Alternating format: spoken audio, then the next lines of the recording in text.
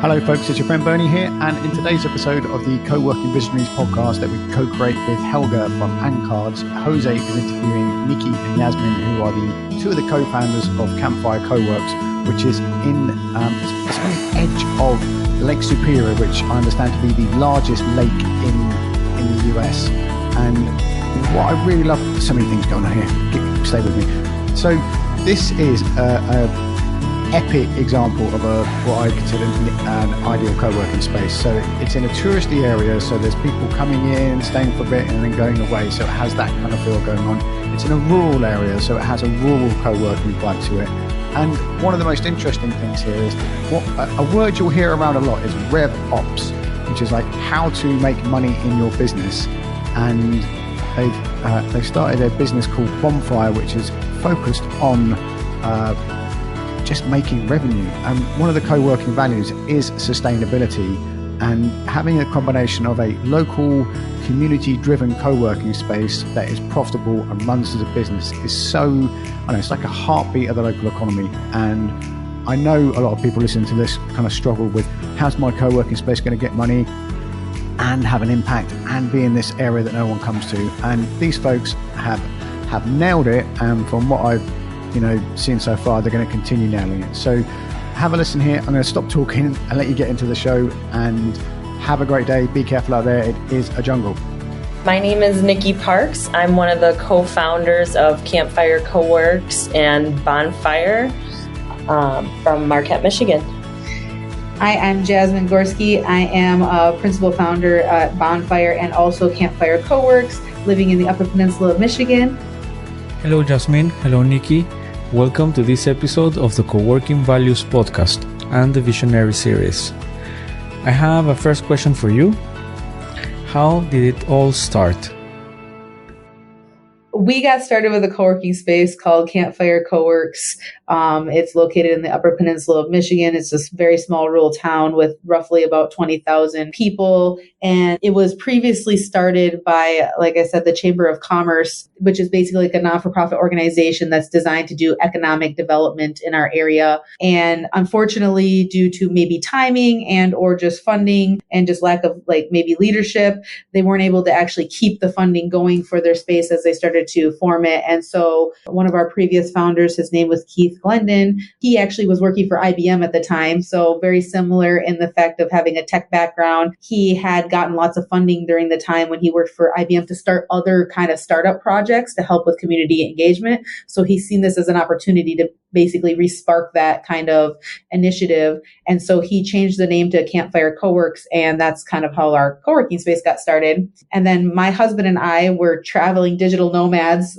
from the Upper Peninsula, wanted to come back home and restart a space here for ourselves, and actually met Keith when we came to work out of the co-working space initially. Initially, we just wanted to be members. We're like, fantastic, there's a place for us to work from. This is what we need, because being a remote worker, we had traveled all over the world and found the struggles of just trying to work out of co-working or working out of coffee shops or libraries and just odd and end places. Very difficult to not have a steady place that you can come to and rely on every day. And so we started the co-working space, becoming partners and helping to grow the co-working space, because we also knew other digital nomads that needed a space. And so we helped with that initial part.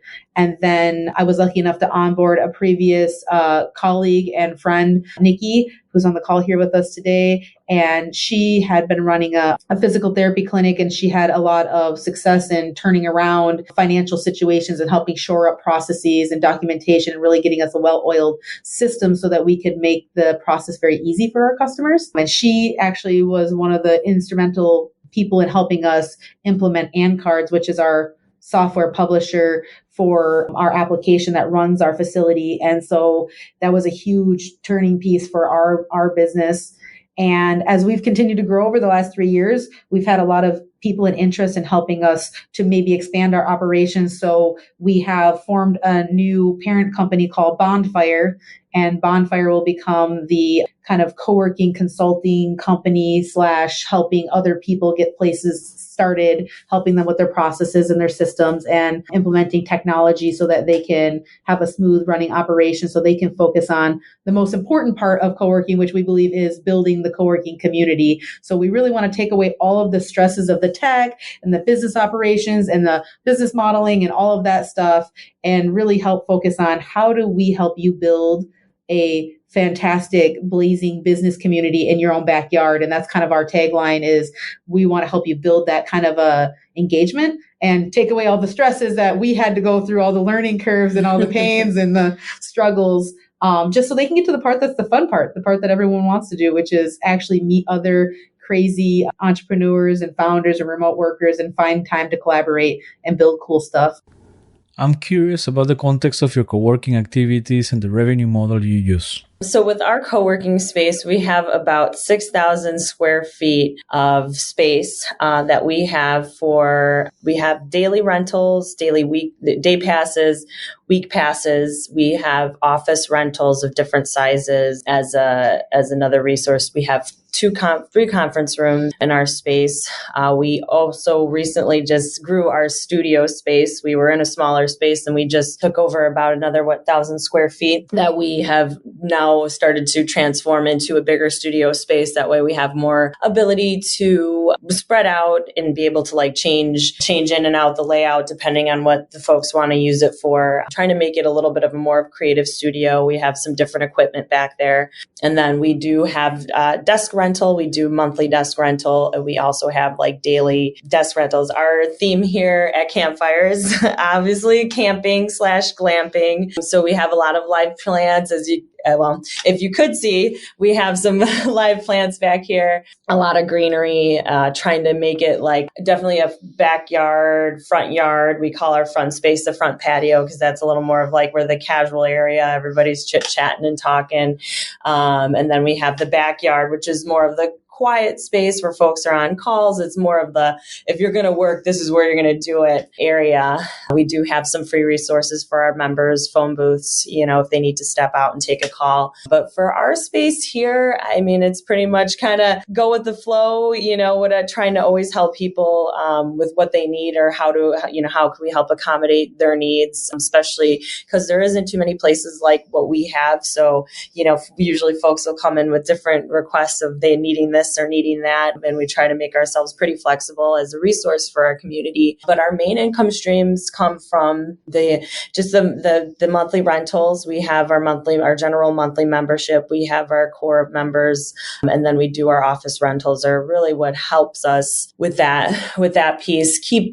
That's what helps keep everything, the lights on and keep everything going. And then as we enter in our tourist season, which happens from usually May and then kind of lasts through November, where we get pretty heavy with tourists. So we do have a lot of folks just stopping in for day passes or just a day rental. They have to take a quick Zoom call while they're on holiday. And also too, because the internet infrastructure out here isn't the greatest. So folks that maybe are staying at Airbnbs or the hotels, we have fiber internet. So it's one of the fastest connections up here in the UP. So a lot of people, even some of their companies, require to have certain internet speeds for them to even just do their job. So that's, another spot where we kind of, capture a lot of different income just from folks just coming in and dropping in. Oh, I need to rent the office, or I just need to pop in for a little bit. Miss anything there? No, I think you hit on it a little bit because you were saying the surrounding area of our location. We're located right on the shore of one of the largest lakes in the world. So it is a destination for a lot of people to come. We have a lot of beach and coastline area. It looks very tropical, even though it's actually in a northern area. So it's not swimmable water.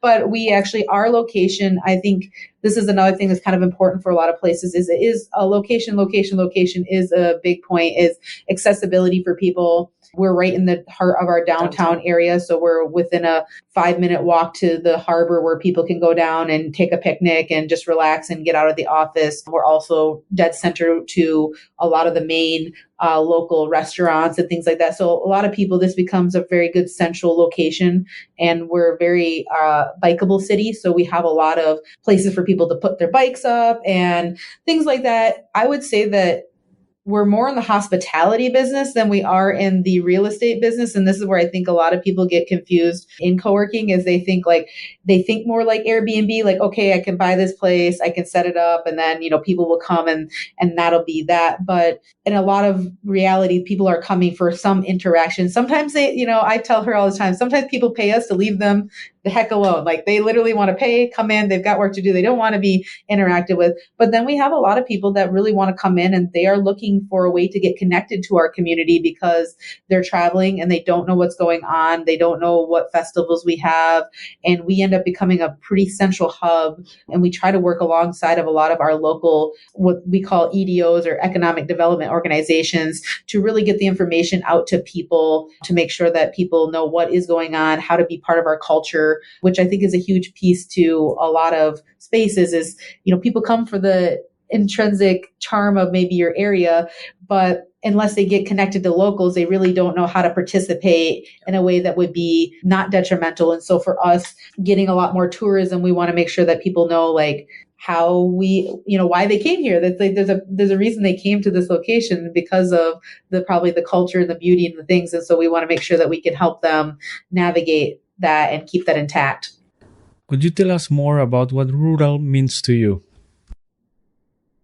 Yeah, this could be kind of a two-parter, because so I grew up in rural, and then Nicole actually came from a city called Chicago. So in my perspective of rural, I went to a school that graduated the largest class of 28 kids, and that came from 90 miles radius. So like, my school was preschool through 12th grade. We had 300 kids in our school. And so that was that's very rural.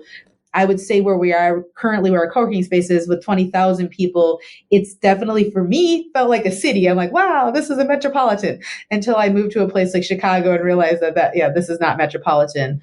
We definitely have a lot of farmland, and we have a lot of that around us, but most of our city things are very concentrated and very close together. But as far as in Michigan and honestly in a lot of places in the United States, I think people don't realize this, because people look at the U.S. as a very first world nation. We have all the best of technology, all of these things, but there's still a lot of places, because of the rugged terrain, that we cannot get some of the added benefits of internet. So for instance, where we live on top of a very large iron deposit. We have a lot of iron ore that comes out of our place. That's one thing that our city is known for, is the iron ore. The downside of that is iron is very bad for being able to get good internet connection in some locations, to the point where even Starlink isn't useful. And we had one member who lives about 30 miles outside of our co-working space, and she is actually she was 7-figure funded for her startup out of Techstars, and was working out of a laundromat at the evening time, 20 miles out of her house, because her internet was not strong enough for her to actually do her business. And there was nothing open in a rural location where everything closes by like 8 or 9 p.m. So she needed to work with people on the other side of the world. And she has like no internet, and is working out of like a little like laundromat, which was the only thing that was 24 hours that she could work from. And so these are kind of some of the struggles, I think, that people who are trying to build a successful or scalable business in a very rural area, that they don't have access to some of even the basic function. So that was my idea behind rural. And then Nicole coming from a city, it's definitely a different view for her. Yeah. I mean, coming from a big city like Chicago, it was definitely culture shock coming up here, not understanding really at what level of some places don't even have broadband. Some places, they can't even get internet. Some places they can't even get electricity out here.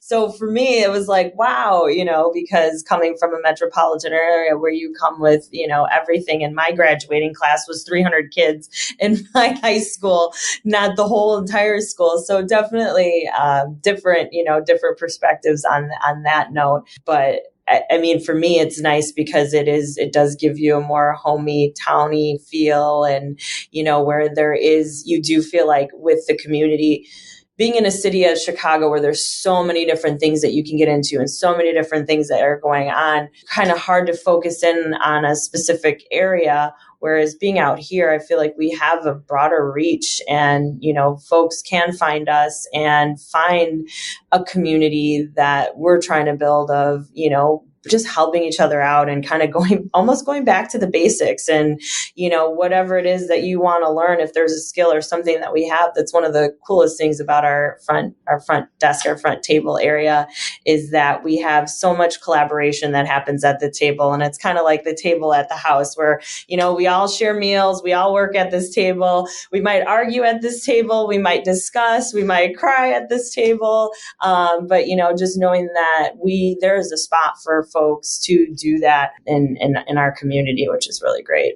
I love that Nicole mentions that table, because I don't know what it's like in your country, but in our country, all of our people, once they hit like retirement age, it's like, where do all the older retirement people go hang out? In our country, everyone goes to McDonald's and sits at the McDonald's table, and there'll be like 8 or 10 older men having coffee at McDonald's, and that's where they connect. And I said, it's interesting because for our generation, there's this gap between like 20 and 40 that once you're no longer maybe employed by a place, or you're not in school anymore, where do you go to connect with other like-minded people that isn't a bar or isn't necessarily in coffee shops? Or, unless you're a regular going to that same coffee shop, you're probably not going to build any real relationships. And so that's the one thing that I seen was a huge void that I think co-working spaces are starting to fill, is that there is a place for people to go and interact that doesn't necessarily require them to only meet someone one time and then they're gone and they'll never see them again.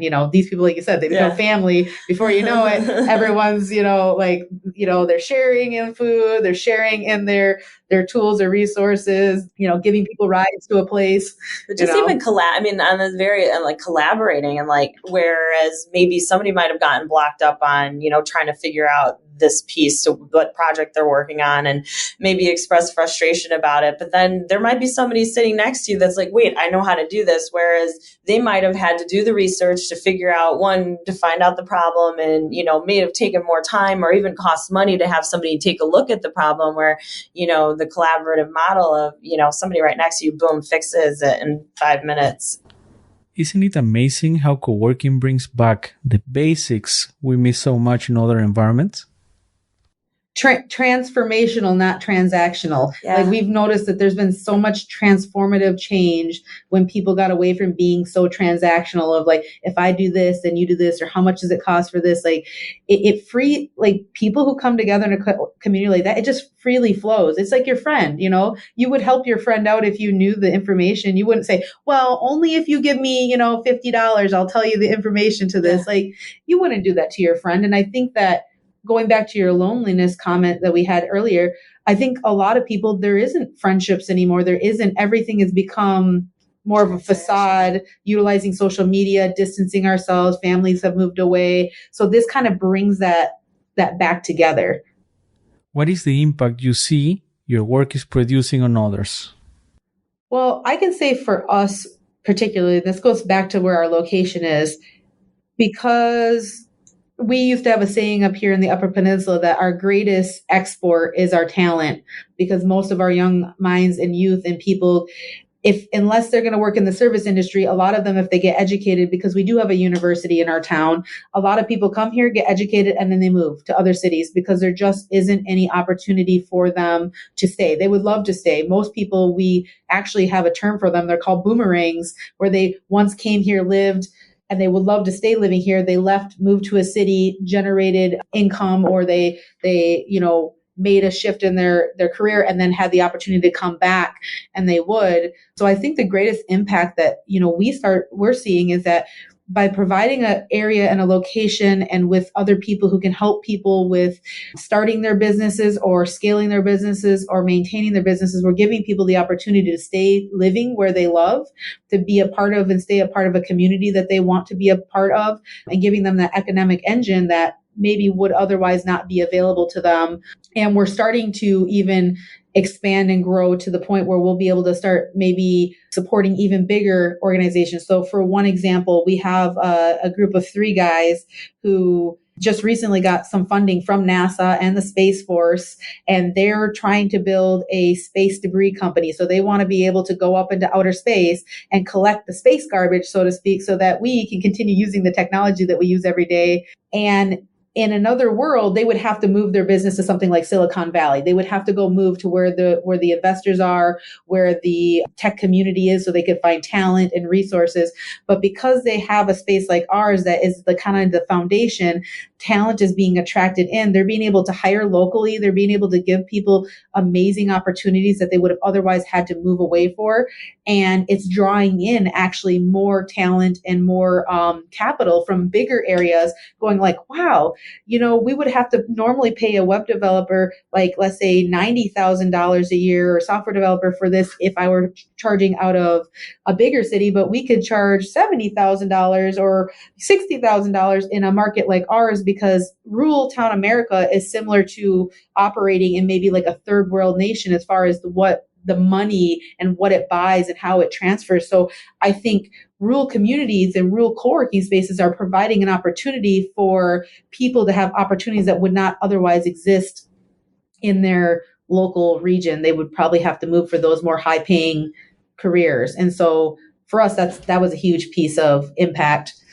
Have you seen stories of transformation happening because of your co-working community? Oh, absolutely. I think, and that's one of the greatest things. And, as we start to get some more years under our belt, kind of where we started. And I think in our community where we took over, I was at a period of time where people seeing that this had transferred and flipped hands so many times. And I think even for just our own personal stories of that, we just kept at it, kept getting thrown different curveballs. We did originally start off with 3 founders and then transition down to just the 2 of us. So like dealing with all these different things and milestones, I guess, that came our way, and our own journey, that now people in our community see the impact that we are having on everybody. And there is another co-working space that's in town. And folks, we know that we can't be everything for everybody. So, in trying to kind of spread the wealth and spread the love, people wanted to work here. People wanted to be a part of what we were doing and saw how we can, on a Friday morning at 7 a.m., can consistently get 30, 40 people here for our Fired Up Fridays. People saw that our bonding events that we do on Wednesdays, that people are showing up. So it's now funny because now people want to come and play ball with us, where before we were like, we were trying to reach and grab everybody's help. And that's, I think, kind of was one of the driving things for us, is that because there's, other companies, communities that may have more access at more funding, what are they using their funding for? We've been here giving our time, blood, sweat, and energy into, building this community, and people really see that. And even one of our members, he started off, I think he met Jasmine's husband at the gym during the pandemic, and he started off as a car salesman during that time, then transferred into the banking industry.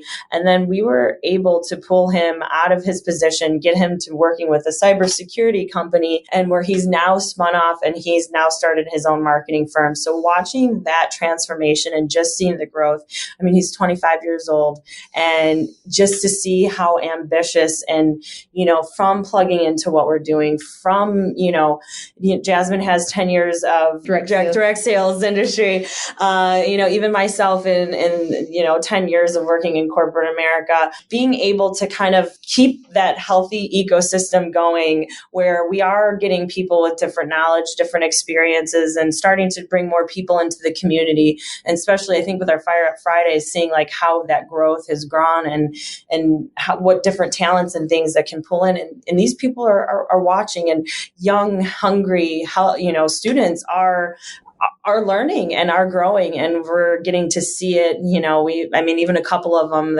we call them our little Ember members, that are also the people that help us take care of our co-working space, because we know we're just two people. We can't do it all on our own. And, because we do a lot of traveling, we're not here 24 hours a day. So having, those Ember members, those folks that you pour into them, they have to pour into the next person, and you keep going and going and going. So for me, that's been even another reason why I moved up here, is to be a part of the community that I'm trying to grow out here, and just seeing, how much impact and really amazing things that we're doing.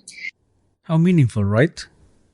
Yeah. So, we're not, obviously we know we're not making millions with the co-working space. But it's what we put into it and building that community. And for us, that's more than, at least I can say for myself, that's more than money could buy, really. Well, and we look at it like, kind of like what you were talking about with gardening, right? Like at the end of the day, we see the co-working space is our job is to till the soil, provide all of the things that the soil needs so that everyone can come and plant their seeds. And then, the harvest will be, plenty for all. And I think another big impact that we're seeing, and I'm sure that other rural communities will notice this too, is that we have a lot of small Main Street businesses, hometown businesses that have been started, some of them that have been on the street for over 100 years. And one of the biggest things that's starting to happen is there's not a lot of succession planning happening, at least not in our country. And so there's a lot of young kids that see entrepreneurship, the only pathway to entrepreneurship for them is go out, start an internet business, do these things. But if they had some entrepreneurship skills and they started learning how to run a business, there is a lot of businesses that would actually be beneficial to be taken over by someone. And so we're trying to start some programming around helping people keep some of the local staples alive. Some of our businesses have owners that are 60 or 70 years old, and they're getting to the point where they're going to want to close their business down. And because they didn't do succession planning, they don't even really know how they could sell it, transfer it. So we're working on those kinds of skills, along with taking people who are amateurs in professions like learning digital skills and helping them with pathways to the smaller businesses who can't quite afford a professional to do things like maybe their marketing or their web development or their social media or these things, and giving people an on-ramp so they have a place to practice within some of the small businesses. They are providing a service. The small business is getting a little bit of a discount because they're not having to pay full price for these kinds of services.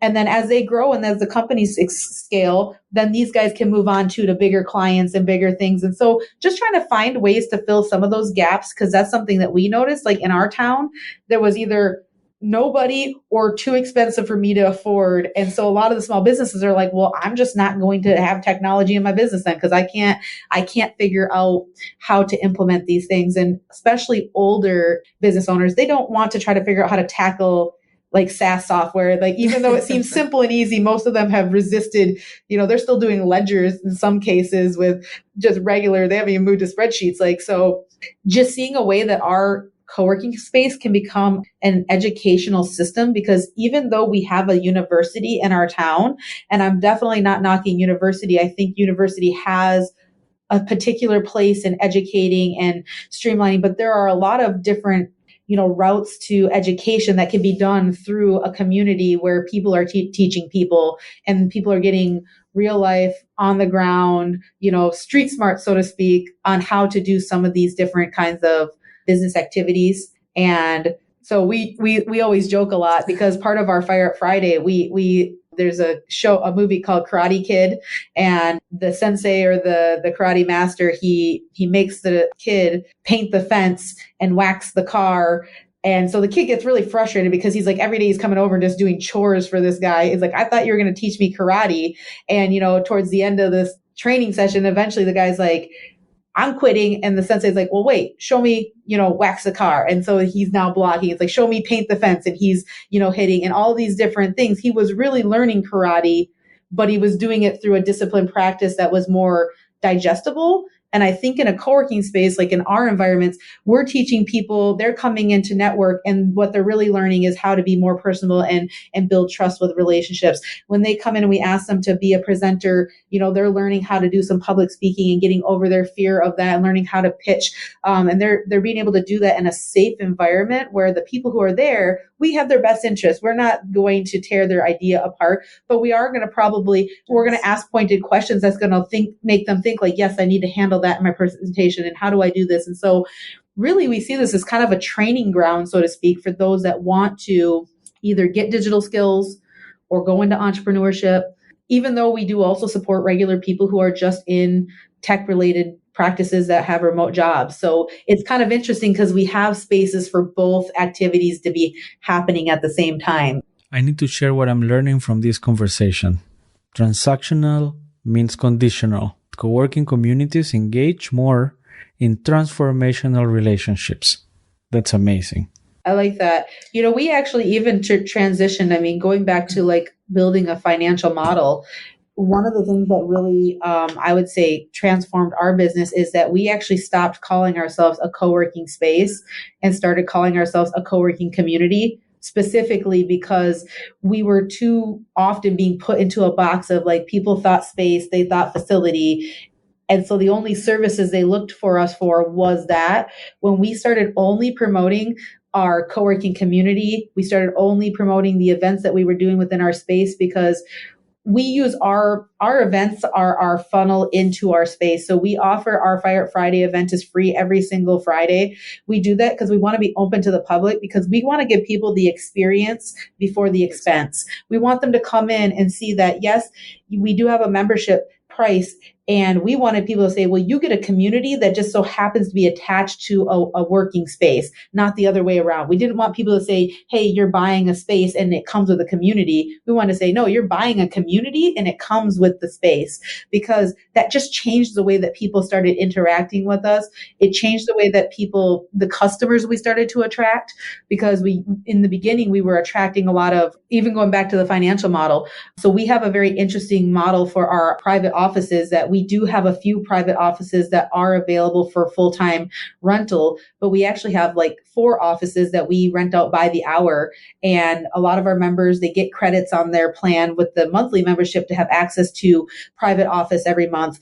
But the reason we left the other offices open is because when we found that we blocked all of our offices off to private users, they all just went in their office and they never came out. Mm-hmm. So we had all these offices that people would come to our space but rarely interacted, because we were an affordable option for people because of the group economics.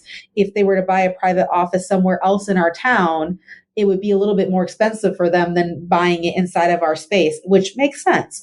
But we didn't get the interaction that we wanted. So as people started terminating their contract with us, we wouldn't renew that. We just started renting it out. And we actually found the Airbnb model of it, because of so much of our tourism in the summer, and that we were actually making more money in the summer from having offices open like that than we were to have it rented out full time.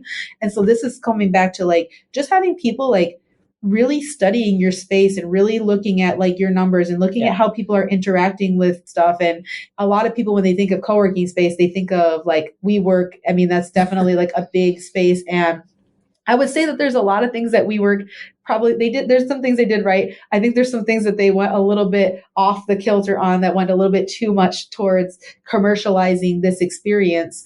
But I remember listening to a talk one time by the owner that started WeWork, and he used to say that he had cameras in his space, that he would be so meticulous to see that if there were places that people were not interacting with people, he would break out walls and put dividers and things in that forced interaction. It forced people to have to interact with one another, even if it was just having to bypass in the hall regularly, because there's something about having a community manager or people who run the space that have to be there in the beginning to cultivate that initial connecting of people, to help that organic process happen. There's just something that's so much easier when I can walk up and be like, hey, you don't know Bob, right? Oh yeah, Bob, let me tell you about Bob. It makes it easy for Bob then to connect, because now Bob doesn't have to feel weird. No one wants to be the person who's like, hey, you want to be my friend? Like, that's kind of awkward. That's weird. That's when you're a kid, you run up to someone and be like, hey, do you want to be friends? But when you become an adult, it just seems awkward and weird to walk up to someone and ask them to be your friend.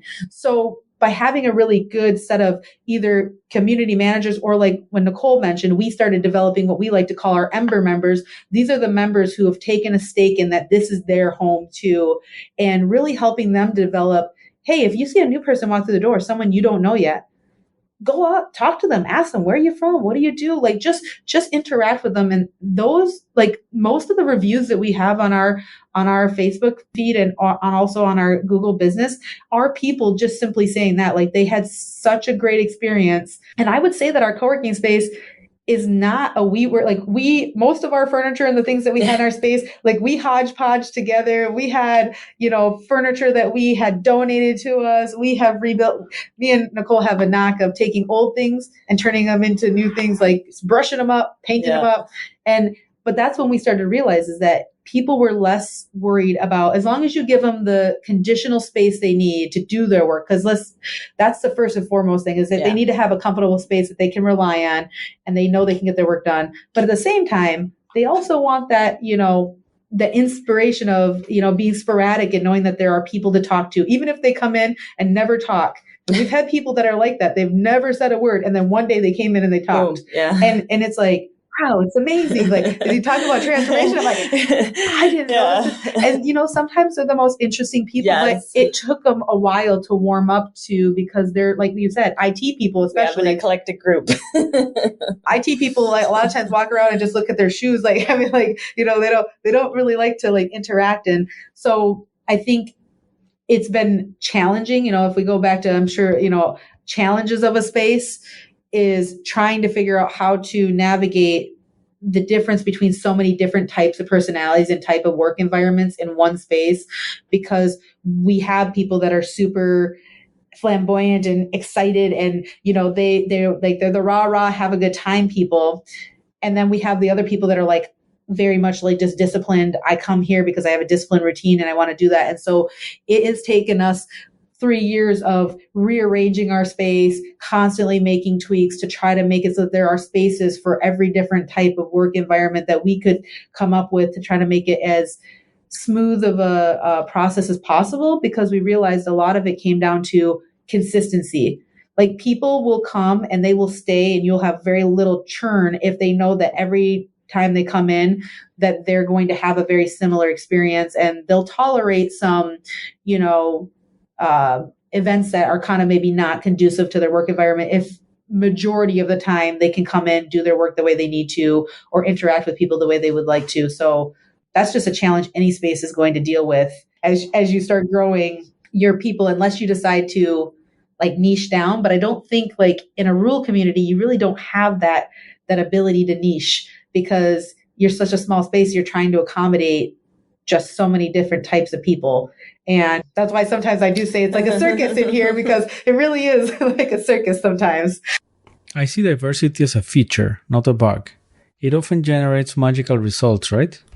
And I think it leads to, there's like, I heard a talk one time and it was talking about the difference between transactional transformation, where it's linear, like you're getting better with something, iterating on a single topic, and intersectional. So there's, directional versus intersectional. That's what it was. So directional innovation is innovating something and getting it, better and better and better over time. And intersectional is when you take two separate things and you smash them together. You take peanut butter, you take chocolate, you smash it together, you get a Reese's peanut butter cup. It's a totally new invention. And I think you see a lot more intersectional innovation coming out of rural communities like this, because you are forcing the rocket scientist to interact with the street performer, and who knows what could happen out of a combo like that, versus having everybody be from the same industry and you get the same groupthink and the same problems that they constantly perceive. But here, because there's so many outside things, there's the one person who states the obvious, because they know nothing about your industry. So they don't have the preconceived notion of all the problems that you normally have. And everyone's like, duh, it's so simple. Why didn't we think of that? Well, it's because we're all experts and we're educated beyond our intelligence at this point. How do you see the future of your co-working initiatives? What's the next big thing? You want to go? I think we're, for us, I think our next big thing is really taking and building Bonfire and, helping other communities start building their own community and where they live, bringing that piece. So we're, we've kind of started building that network out here in Marquette, Michigan, but we are working to hopefully try to bring our initiative international and visiting the co-working spaces out in Europe after kind of going through and seeing what you guys are doing out there has really inspired us to, we're working on getting the funding to hopefully start visiting out in Europe and kind of seeing how, what different, experiences that co-working spaces out there and what with the European Co-working Council, kind of seeing what that model looks like and what are things that we can take and bring to Campfire or, bring back here so that we can start doing stuff, similar to that here in where we're at in rural Michigan and, expanding across across the U.S. to different co-working spaces. Yeah, I would say that for us, just like when Nicole said, we look to Europe as being kind of a beacon of